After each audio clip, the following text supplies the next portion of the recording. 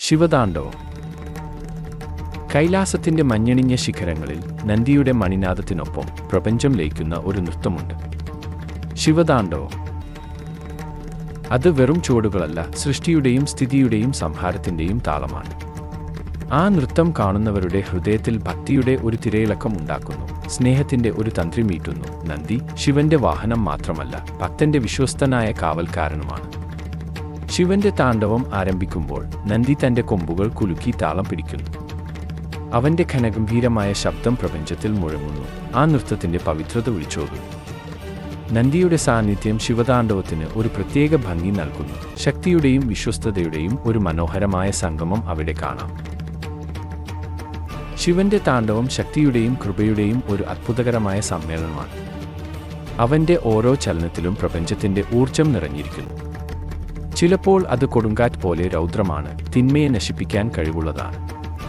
മറ്റു ചിലപ്പോൾ അത് ഒരു പുഷ്പം പോലെ മൃദുവാണ്, ജീവൻ സൗന്ദര്യവും സമാധാനവും നൽകുന്നതാണ്. ആ നൃത്തത്തിൽ ഭയവും ഭക്തിയും ഒരുപോലെ അനുഭവപ്പെടുന്നു.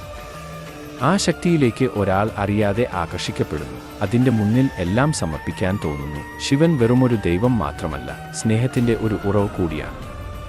അദ്ദേഹത്തിൻ്റെ കണ്ണുകളിലെ കാരുണ്യം അനന്തമാണ്. ഭക്തരോടുള്ള വാത്സല്യം ഒരു പുഴ പോലെ ഒഴുകുന്നു. താണ്ഡവത്തിൽ പോലും ആ സ്നേഹം കാണാം. ചില ചുവടുകൾ വാത്സല്യത്തെ സൂചിപ്പിക്കുന്നു, ചില നോട്ടങ്ങൾ അനുഗ്രഹത്തെ അറിയിക്കുന്നു. ആ സ്നേഹത്തിലേക്ക് ഒരാൾ അറിയാതെ അടുക്കുന്നു, ഒരു കുഞ്ഞിനെ പോലെ അദ്ദേഹത്തിൻ്റെ മടിയിലിരിക്കാൻ കൊതിക്കുന്നു. ഭൗതികമായ എല്ലാ ബന്ധങ്ങളെയും മറികടക്കുന്ന ഒരു ദിവ്യമായ പ്രണയം അവിടെ പൂക്കുന്നു. ശിവനെക്കുറിച്ച് ചില വിചിത്രമായ കാര്യങ്ങൾ പറയാം. അദ്ദേഹം സ്വന്തമായി ഒരു കുടുംബം ഉണ്ടായിട്ടും ഒരു സന്യാസിയുടെ ജീവിതം നയിക്കുന്നു. ഭസ്മം പൂശി കപാലം ധരിച്ച് നാഗങ്ങളെ ആഭരണങ്ങളാക്കി നടക്കുന്ന ഈ രൂപം ചിലർക്ക് വിചിത്രമായി തോന്നാം. എന്നാൽ ആ വിചിത്രതയിൽ പോലും ഒരു ആകർഷണമുണ്ട്. ലൗകികതയെ വെടിഞ്ഞ ഒരു യോഗിയുടെ ശാന്തതയും എല്ലാറ്റിനെയും ഉൾക്കൊള്ളുന്ന ഒരു ശക്തിയുടെ സാന്നിധ്യവും ആ രൂപത്തിൽ ഒളിപ്പിച്ചു വച്ചിരിക്കുന്നു. ശിവൻ എല്ലാമാണ്. അദ്ദേഹം സൃഷ്ടിയാണ്, സംഹാരമാണ്, സ്ഥിതിയാണ്. നടരാജനായി നൃത്തം ചെയ്യുമ്പോൾ അദ്ദേഹം കാലചക്രത്തെ നിയന്ത്രിക്കുന്നു. ദക്ഷിണാമൂർത്തിയായി ജ്ഞാനം നൽകുന്നു. ഭിക്ഷാടനായി വിനയം പഠിപ്പിക്കുന്നു. അർദ്ധനാരീശ്വരനായി സ്ത്രീയും പുരുഷനും ഒന്നാണെന്ന് ഓർമ്മിപ്പിക്കുന്നു. രുദ്രനായി കോപിക്കുമ്പോൾ പോലും അതിനൊരു കാരണമുണ്ട്. ലോകത്തെ തിന്മയിൽ നിന്ന് രക്ഷിക്കാനുള്ള കരുതലാണ് ആ കോപത്തിന് പിന്നിൽ. ശിവന്റെ ഓരോ ഭാവവും ഓരോ കഥയാണ് പറയുന്നത്.